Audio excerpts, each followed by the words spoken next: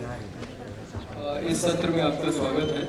और पहले मैं सोच रहा था कि मुझे इस सत्र में क्यों रखा गया है, लेकिन ये समझ में आया कि मेरी भूमिका सिर्फ मॉडरेट करने की है, तो मैं थोड़ा निश्चिंत हुआ। मकरंद भाई का ये सुझाव है कि पहले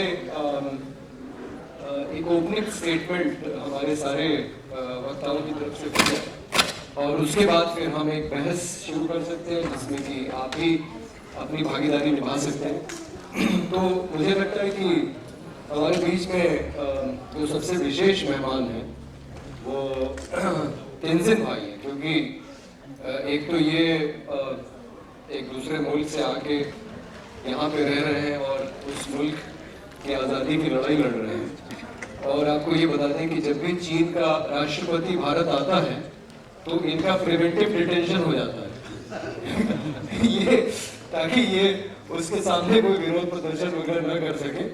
तो आपको मालूम है कि बहुत सारे तिब्बती लोग भारत में रहते हैं और डेमोन्स्ट्रेशन होते हैं जब चीन का राष्ट्रपति आता है।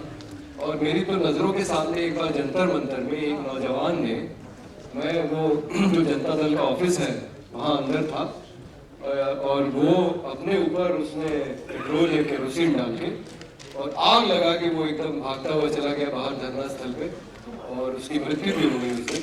तो ऐसे सेल्फ इमोलेशन की कार्रवाइयाँ भी ये लोग करते हैं। और मुझे बहुत आश्चर्य हुआ जब मैंने इनको पहली बार अभी केरल में सुना कि मुझे नहीं लगता कि इससे ज़्यादा गांधीवादी कोई आंदोलन अपने देश के अंदर है, जिस तरह से इनकी निष्ठा है शांति और अहिंसा में। तो मैं चाहूँगा कि तेंजिन भाई शुरू करें और उसके बाद फिर कमलजीत सिंह और अभी माहौल थोड़ा गहमा गहमा थोड़ा गर्म से हो गए। पिछले 2 सेशंस में तो बहुत कुछ हो गए हैं, तो एक गाना पेश करना चाहता हूँ आपके साथ के लिए। एक टिबेटन गाना।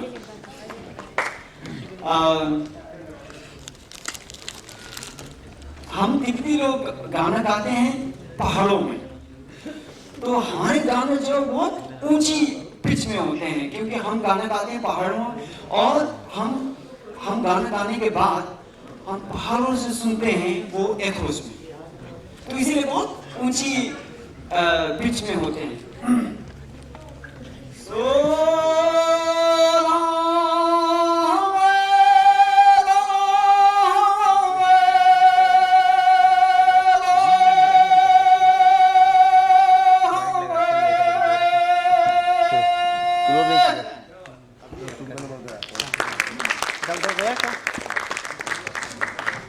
तो जिस तरीके से ये गाना गाते हैं वो सिर्फ खड़े होने में होता है, क्योंकि this singing it has to come from the depth of your stomach, and it's also always considered auspicious to start a session with the singing. Firstly, thank you, Avod Conclave, for inviting me here. I'm sitting with some very senior people here with me, and Markanji is like my teacher. He is someone I used to read when I was in university. And Prashantji, I have so much of love and respect for you, though we haven't met personally. But I think in many issues, we have somehow noticed ourselves in the wave. तो जिस तरीके से आज हम हिमालय के बारे में बात कर रहे हैं, तो एक ब्लैक स्पॉट जैसा है कि भारत में अगर पूछे जाए कि हमारा बॉर्डर, तो 2 बॉर्डर होते हैं। और पिछले बार यहाँ जो डिफेंस के बारे में बात कर रहे थे, उन्होंने बोला कि पाकिस्तान के बॉर्डर और चाइना, तो वहीं से प्रॉब्लम शुरू हो जाते हैं क्योंकि आपने उनको चाइना बॉर्डर मान लिया, जबकि हमारे शब्द में है Indo Tibetan border police, Indo Tibetan border force, ITBP है, ITBF है, तो भी हमारे शब्दों में वो चाइना बॉर्डर आ गया है। और मेरी छोटी सी दृष्टिकोण से मुझे लग रहा है कि ये चाइना बॉर्डर शब्द इसलिए आ गया क्योंकि 1962 में चाइना ने आक्रमण किया भारत के ऊपर, और इसलिए एक स्टिग्मा रह गया हमारे मन में कि वहां से आक्रमण किया और वो युद्ध हम हार गए थे, तो इसीलिए एक स्टिग्मा आ गया है। अब भारत नई स्थिति पे उभर के आए हैं और वो भी बहुत ही जोश और कॉन्फिडेंट लेवल से आ गए हैं। तो इसीलिए मुझे पहले ही स्टेटमेंट मुझे ये इतना ही कहना था कि अब वक्त आ गया है, अब उस बॉर्डर को वैसे ही दृष्टिकोण से देखें जिस तरीके से हम पूर्वजों से हम देख रहे हैं तिब्बत। तो हम ये जो चाइना बॉर्डर जो है उस शब्द को निकाल के तिब्बत बॉर्डर फिर से बोलने की शुरू करें, और उससे क्या होगा कि हमको थोड़ा रिलीफ मिलेगा कि हमको चाइना से लड़ाई नहीं है, हमें ये देखना है कि चाइना ने तिब्बत को ऊपर कब्जा किया और वो नाइंसाफी है, और उससे हमें ये लगेगा कि एक जो कब्जा किए हुए हैं वो किसी न किसी वक्त वापस चले जाएंगे, है ना। तो मुझे ऐसा लग रहा है, एक ये है। और दूसरी अब मैंने ये रही ऐसे क्योंकि मेरे को यहाँ एक तिब्बती एक्टिविस्ट के रूप से एक इंट्रोडक्शन किए गए हैं, लेकिन अगर आप में से कोई भी हमको अगर रेलवे स्टेशन में, बस स्टेशन में कहीं भी देखें तो आपको भी शायद लगे कि यहाँ कोई चिंगचोंग पिंगपोंग है या कोई नेपाली बहादुर या चाइनीज है।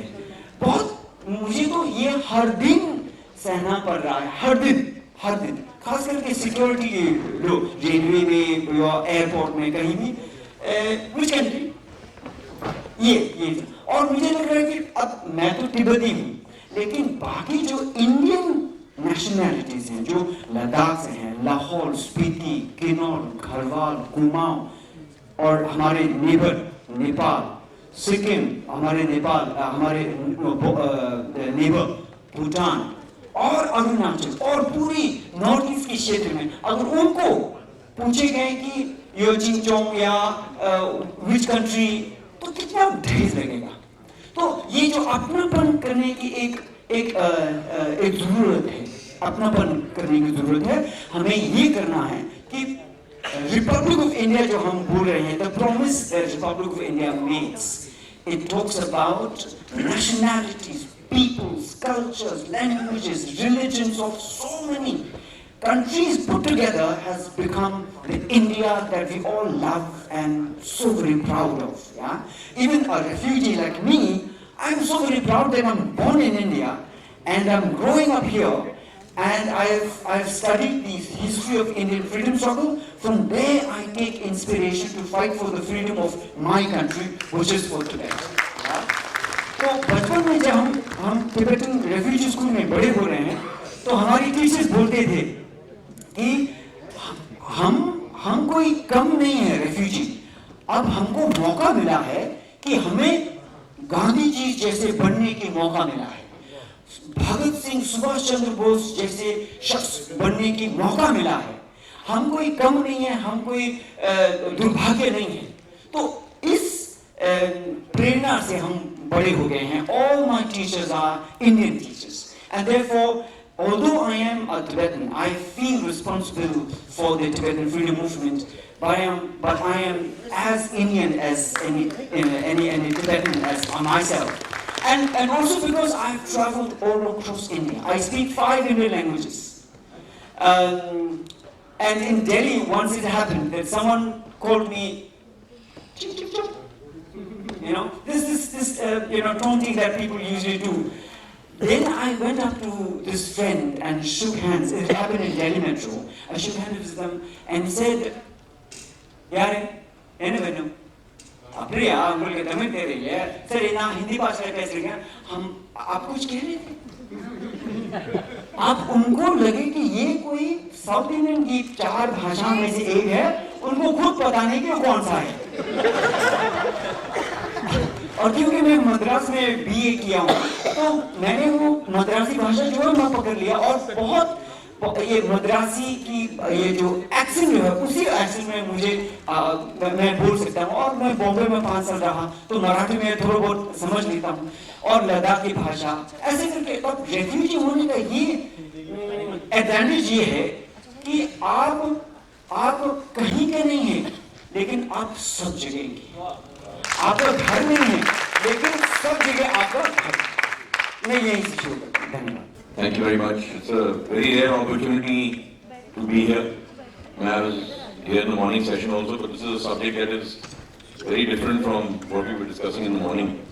And I know I'm a bit of an anachronism here. What is the naval officer doing in a discussion with Ladakh going on? But मैं 4th generation soldier हूँ, black sheep of the family, Navy में चला गया. But because my father was in the army, so I had opportunity to be in Ladakh. I've stayed in Leh. I've gone right up to Tawang and beyond, even to Nagaland for some time. And I have an affinity of some sort with that part of the world. But what I want to basically bring out is that this session is about the cultural challenge. I think what is a common man's perception of Ladakh who has never been there? Perhaps the movie Three Idiots, to a certain extent. You saw Amir Khan goes back to his original roots. He's how happy he is over there, how children are growing up in a carefree environment, खुश हैं, खुशहाल हैं, अपने environment में हैं. And why that resonates with me is because when I went took my daughter to Ladakh about 4 years ago, the first thing she wanted to know is, can I go and see that school? And we went there, and we showed her what it means to be part of a region, to have an identity of your own. Regrettably, as I get older, I feel that we Indians have lost our identity somewhere. All of us grew up studying in English medium schools. We were taught a history that, the history they wanted us to know, not the history that actually exists. And as I get older, I feel that, why was I embarrassed about not speaking good English when I was a kid? Why wasn't I proud that I could speak good Hindi? Because this is sort of ingrained into me. Okay. India में अगर आपको if you want to look educated, prosperous, अंग्रेजी आनी चाहिए. Why does the same feeling not pervade France or Italy or Germany or Spain or even South America, the whole of South America? Hardly anybody speaks English over there. किसी तरीके से वो backward नहीं किसी और से. तो ये जो cultural identity है हमारी, तो हमने कहीं उन्हें खो दी है और कोशिश कर रहे हैं कुछ regain करने की, अपने बच्चों को ये सिखाने की. पर मेरे ख्याल से अगर आप लद्दाख और वो पूरा बेल्ट देखें, लद्दाख टू कोहिमा जैसे है, ये एक बड़ी डिस्टिंक्ट आइडेंटिटी थी, एक वे ऑफ लाइफ है. और ये एक वे ऑफ लाइफ है जो नर्चर करना चाहिए. हमने रिग्रेटेबली मेनलैंड इंडिया ने इस रीजन को निगलेक्ट किया. जैसे इन्होंने कहा कि हम उसको इंडिया चाइना बॉर्डर कहते हैं, इंडिया टिबेट बॉर्डर नहीं कहते हो, क्योंकि हमने मिलिट्री एक्सेप्ट कर लिया कि हिस्सा चाइना का हो गया. हमने मिलिट्री एक्सेप्ट कर लिया कि एक्साइज इन चाइना का हो गया. इतनी बार हमने बोला है कि एक्साइज इन इंडिया का हिस्सा है, हमने उसको हमारे मैप में भी नहीं आता वो इंडिया का हिस्सा बन के. तो ये जो हमारी असर्टिवनेस है, पर आपने ठीक कहा कि कोशिश करनी चाहिए हमको वापस लेने की. पर China become a powerful country, वो एक CPEC बना रहे हैं. एक बार उनका वो चाइना पाकिस्तान इकोनॉमिक कॉरिडोर बन गया और उन्होंने इंफ्रास्ट्रक्चर क्रिएट कर दिया, फिर वो आपको कभी वापस नहीं लेने देंगे हुए, वो हमको भी मालूम है. तो अब हम कॉम्पिटिशन में रहना है. बट जो टिबेटन लोगों ने जो स्ट्रगल किया है, जो इन्होंने एडवर्सिटी के साथ जो अपने कल्चर को फिर भी रिटेन किया है, I think this is something we all must take a lesson from as a much larger country and as a much larger population. To me, Ladakh, when we were growing up, we read books which called Ladakh the Shangri-La of the East, Shangri-La actually, which meant paradise. और अगर आप लद्दाख जब जाते हैं तो आप क्या देखते हैं वहाँ पे? There are stark mountains, very rugged terrain. In that kind of terrain you will not see any other hills, but there are valleys which are lush green, flowers, plants. People are happy, crops, fruit. But all the books that you read of Ladakh in Indian schools are about this bleak landscape. Nothing grows over there. It is over 20,000 feet. It is more than minus 40 degrees. Nobody writes about what is actually happening in the valleys of Ladakh. How people are happy there. उससे क्या हुआ है कि वही books अब लद्दाख में भी पढ़ाई जा रही है स्कूल में. तो जो लद्दाखी बच्चा जो अपने गांव में बड़ा होता है, उसको जब अच्छी एजुकेशन के लिए आप ले भेजते हैं, जो कैपिटल है, वो सडनली ही स्टार्ट कुछ पढ़ता है जो उसको बिल्कुल फेमिलियर नहीं है. पहली बात तो उसको उर्दू में पढ़ाया जाता है क्योंकि JNK की लैंग्वेज उर्दू है. फिर वो एग्जाम में फेल हो जाता है। जब एग्जाम में फेल होता है तो आप उसको बोलते हैं तुम लद्दाखी हो, तुम पास ही नहीं हो सकते, तुम उसमें तो पढ़ाई में 90, I don't know which year was it, I think 1974 or some year, 95% children failed the class 10 exam in Ladakh. Is that a problem with the children or is that a problem with the system? The teacher who is posted to teach in the Ladakh school considers it a punishment posting. Why don't you have your own teachers from that part of the world? I think these are the issues that India really needs to understand.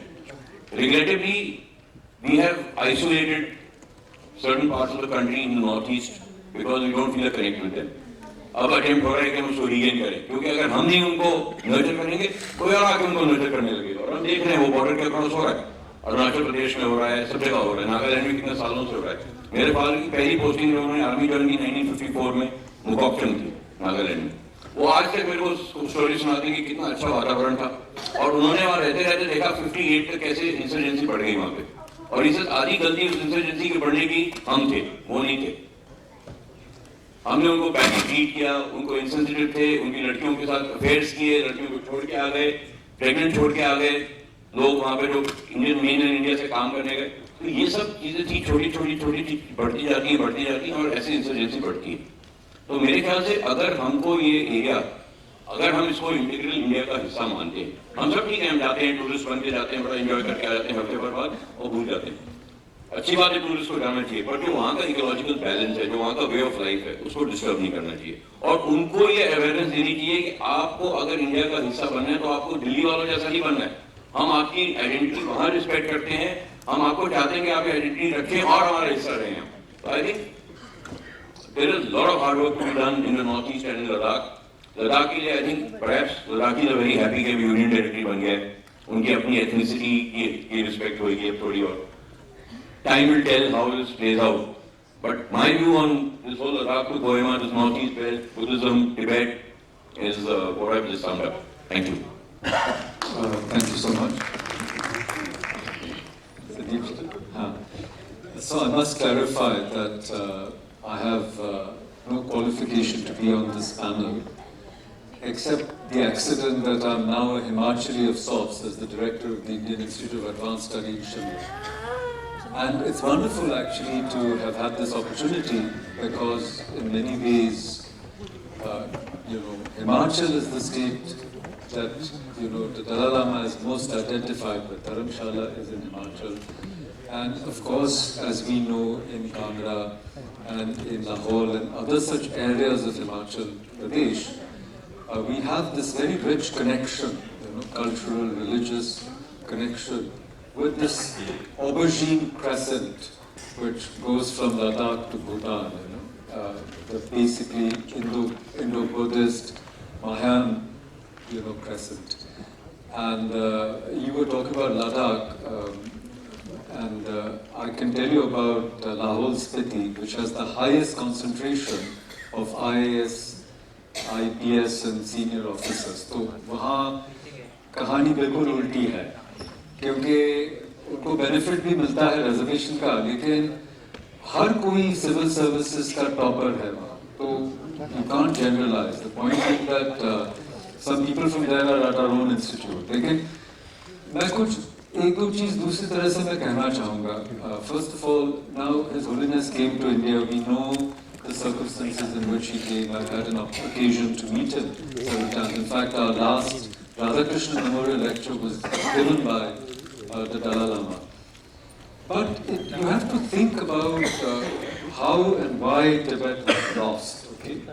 And you might say that some collateral benefit came out of it in terms of the globalization of the spiritual heritage of Tibet. Today the Dalai Lama is a worldwide figure and everybody is taking, as it were, teachings from His Holiness. But the country was lost because, partly it was lost because at one level, non-violence of that kind doesn't work. This we have to accept. In the world of real politics, if you want to stand up to China, you can't do it just by moral force. Now, we've got a person from the Indian Army, Navy here, but it's the same thing. If you have are completely, if you're completely weak in the world, high morals and platitudes are not going to help. And in fact, I want to reflect a couple of things that Tenzin ji said. आपने जिस चीज़ को border कहा वो सरहद थी ही नहीं. It was a porous area. लोग आगे पीछे जाते थे. And today you can't go to Kailash Mansarovar. You know, you're taxed. There's a pilgrim tax, a kind of modern jizya you've got to pay. The Chinese extract a huge sum of money to go and visit Kailash Mansarovar. So these are the facts, and I think we are dreaming if we think that Tibet is going to be restored. I was there at the uprising, the anniversary of the uprising. The complete demographic shift has taken place, so that there are more Han Chinese. This is a standard operating procedure. You go to an area, and there are more Han Chinese than Tibetans today in Tibet. So we can keep dreaming of this. It's a moral cause which won't easily die. But realistically speaking, for Tibet to be restored to, forget about independence, even autonomy within the Chinese empire is a far-fetched idea. In fact, the Dalai Lama offered that I will return to Tibet if you give me an assurance that Tibetans will be autonomous to do their own religion, culture, and that was not allowed. So now we should speak from the Indian perspective, and I think from the Indian perspective, this region, I mean, you're talking about Aksai Chin. I mean, you think that you can get back that territory you lost? It seems very unlikely to me, let's face it. So the real question is, for me, Tenzin ji also said that we have to unite people. I completely agree. But look at the word you used. You say Madrasi. You go to Delhi, everybody is a Madrasi, but they're not all Madrasis. They're Telugus, Kannadas, Kannadigas, Malayalis. I know, but that's Tamil. I'm only saying that all over India people talk like that. I mean, you can't take it literally. I agree. I'm only saying, I'm not disagreeing with you. All I'm saying is, I live, a part of my life I've spent in JNU. Now, there are a lot of people in Munirka who have come from the northeast. What do the local people call them? Nepali. They don't say Mizo hai, Manipuri hai, Naga hai, whatever, Shillong se aaye hai. They don't say that. Kaun hai Nepali hai? And many times they say Nepali nahi hai, ye Bharatiya hi hai. But they don't even know that Nepali is not Bharatiya. So, what I'm trying to say is India is based on, in a way, day-to-day prejudice. You'll say, whether it's Bihari or whatever, everybody's prejudiced in one way or another. Where I come from, at least my family's supposed to come from, I've never lived in Maharashtra. They'll say Ghati hai. This doesn't, I'm not saying that we should accept prejudice, not at all. In fact, we have to reach out to, all people and educate people that don't be prejudiced on the basis of language, religion, community. But it's a daily fact that, there are jokes about this. So I wouldn't try to make it, something, much more than it needs to be. Unless sometimes there's a very mischievous fomentation, like in Bangalore, there were riots against northeastern people, and a lot of information comes out. There are Breaking India forces which are active, and we have to take cognizance of these forces. They are often funded, and it's not as if when we talk about what happens in insurgency movements, it's because people from India treat people from the hills badly. Insurgency is funded. It's a huge industry, and it's funded from across the border because there are a lot of people for whom it's convenient. If India is divided, it's easy to manipulate a divided society and country. So, to return to the point I'm trying to make, that first there's a cultural continuity from Ladakh to Bhutan, but that doesn't necessarily embrace a number of people in the northeast. In fact, northeast is an area of greater differentiation, than identity. Every few kilometers. So I don't think, let's say, to be specific, say Mizos and Nagas have much in common with Arunachalis in Tawang. It's not. It's not historically. So we can't lump everybody in the Northeast together, number one. We have to differentiate, and policies must take cognizance of this, so that suddenly we've put Sikkim into the Northeast, the 8th of the state. So I think we have to be very, very alive to the difference in these regions, number one. Number two, we have also to be alive, as you said, of an adversary like China. And how determined it is. It's got a very centralized form of government, and the leaders don't have to spend time in politics because they're leaders for life. Our leaders have to spend most of their time and energy just staying in power, you know. And then the cultural, as I said, the aubergine crescent, this is something we have to really strengthen. And that is based on a Hindu-Buddhist osmotic identity or interchange, where the lines are not very strongly or drawn. So when I went to Darjeeling, I found that there's a shrine in which there's somebody who worships. There are two priests. One is a Tibetan and one is a Shaivite. So it's going hand in hand. And this is true everywhere. Most Sanskrit texts which were lost when Nalanda was destroyed were recovered from Tibet. So I think this is what we have to build upon. And of course we can keep the fight for Tibet alive as a war or rather as a battle for the conscience of the world. But to imagine that we have reached a stage of human evolution where ethical causes without military backing or economic might will be enforceable, whether it's in the UN, which is more and more a failed institution, whether the Security Council through a resolution can restore Tibet to Tibetans, is I think an ideal which is very far from reality. I'd like to pick on right from there.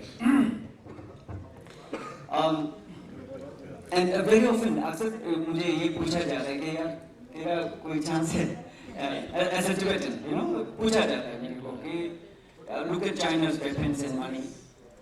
तो मैं अक्सर वापस वही बोलता हूँ कि यार एक बात, गांधी जी जब इंग्लैंड जाते थे, साउथ अफ्रीका जाते थे, उनको भी पूछा होगा यार गांधी तेरा कोई चांस है, जरूर पूछा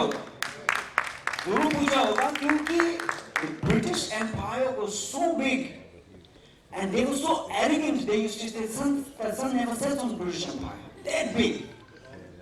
और आज वो सब देखने के बाद आज हमें ये देखने को मिलता है कि the UK, in England, Wales, Northern Ireland and Scotland put together is not bigger than Rajasthan. As a उतर गए हैं, the island nation who rule the world has come to that level. So Markan ji, empires come and go, we all know. And sometimes empires come and go so quickly, like the former Soviet Union, हमको पता भी नहीं चल रहा कि कल होने वाला था. जिसके मन में आजादी है वो आजादी होके रहेंगे. और as a Tibetan who fight for independence of our country with non-violence, हमको लगता है और हमारा conviction ये है, हम आज भी आजाद हैं, भले हमारा देश आजाद नहीं है, हमारा देश भी आजाद हो गया. हमारा देश आजाद नहीं है, लेकिन हम आजाद हैं हमारे दिल में. हाँ, और हम ऐसे आजादी करेंगे कि तिब्बत भी आजाद हो, चीन भी आजाद हो, ताकि वो अपने देश में, मुल्क में, अपने आजादी से अपने देश में ठीक तरह से रहे. Now I would like to read a poem here as part of the entire festival here. I would like to read a poem called When It Rains in Dharamshala. And this poem is my tribute to Dharamshala, the capital of Tibetans in exile, the place where His Holiness the Dalai Lama has been living for 60 years. And this is my tribute to that place. And Dharamshala, it rains so much. After Cherrapunji, Dharamshala gets second highest amount of rain. And if you have not been to Dharamshala, If you come not with cheap Chinese umbrellas. आपको चाहिए जलंधर का छाता, वो लंबा वाला, with a steel rod in the center. So when it rains in Dharamshala, raindrops wear boxing gloves. Thousands of them come crashing down and beat my room. Under its tin roof, my room cries from inside and wets my bed, my papers. Sometimes the clever rain comes from behind my room. The treacherous walls lift their heels and allow a small shelter into my room. I sit on my island nation bed and watch my country in flood. Notes on freedom, memoirs of my prison days, letters from college friends, crumbs of bread and Maggie noodles rise sprightly to the surface like a sudden recovery of a forgotten memory. 3 months of torture, monsoon in the needle-leaved pines, Himalaya rinse clean, glistens in the evening sun. Until the rain calms down and stops beating my room, I need to console my tin roof who has been on duty from the British Raj. This room has sheltered many homeless people, now captured by mongooses and mice, lizards and spiders, and partly rendered by me. A rented room for home is a humbling existence. A rented room for home is a humbling existence. A Kashmiri landlady. My Kashmiri landlady at 80 returned home. We often compete for beauty, Kashmir or Tibet. Every evening I return to my rented room. But I'm not going to die this way. There has got to be some way out of here. I cannot cry like my room. I have cried enough in prisons and in small moments of despair. There has got to be some way out of here. I cannot cry. My room is wet enough.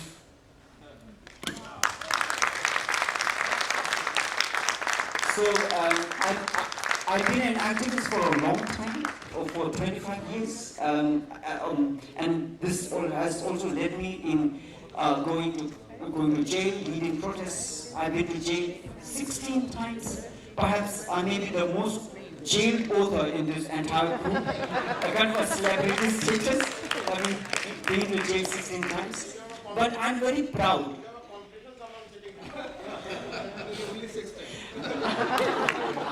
Perhaps you lived in jail more than me.